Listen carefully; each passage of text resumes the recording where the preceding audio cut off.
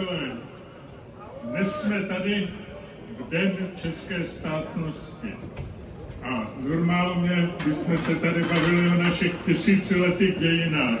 Mluvili bychom o statečnosti našich předků. O tom všem, co se povedlo vybudovat. Ale místo toho jsme tady na demonstraci proti vládě. A má to hlubokou logiku, protože my sice máme stát, ale nemáme státnost. Náš stát je pouhá vytunelovaná schránka, ve které nám nepatří skoro nic. Nepatří nám voda, nepatří nám energie. Místo armády máme expediční sbor, který bojuje kdesi daleko v zájmu kdo ví koho a nechrání naši vlast.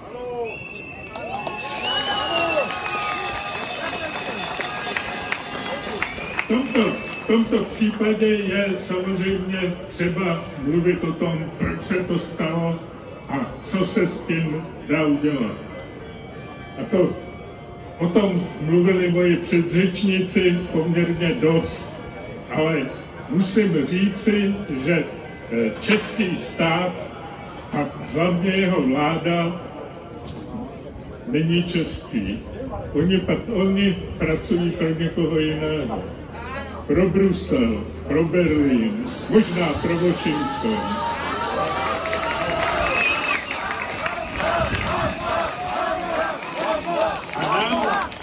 Nám nezbyde nic jiného, než se vrátit k tomu, té státnosti, k její tisícileté tradici, k tomu, že jsme Češi, že český jazyk je jeden z nejstarších slovanských jazyků vůbec a že je stejně starý jako náš český stát.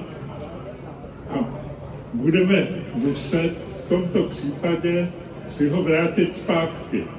A začíná se tím, jako všude, začíná se od zhora. Schody se zametají od zhora a to první, co je zapotřebí, je vyměnit tuto vládu.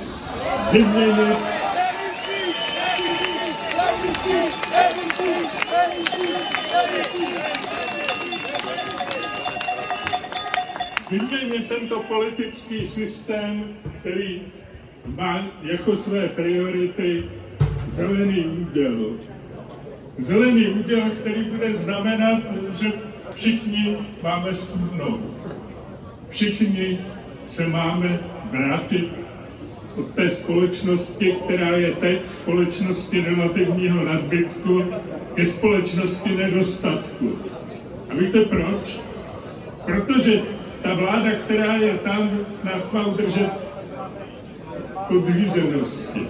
A to se dá nejlépe dělat tím, že prostě nám věci budou přidělovat. Proto také pan premiér Fiala před týdnem říkal, jak je dobré, že taková spousta lidí je dnes na sociálních dávkách. No a co udělají, když budete zlobit, když přijdete na náměstí? No zkrátí vám sociální dávky, když na nich budete závislí.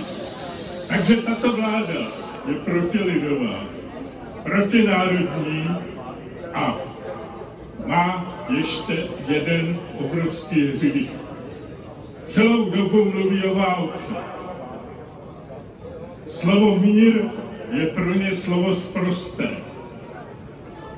A my se dostáváme, svět se posunul tak, že se dostáváme do situace, kdy není jenom válka někde na východě, na Ukrajině.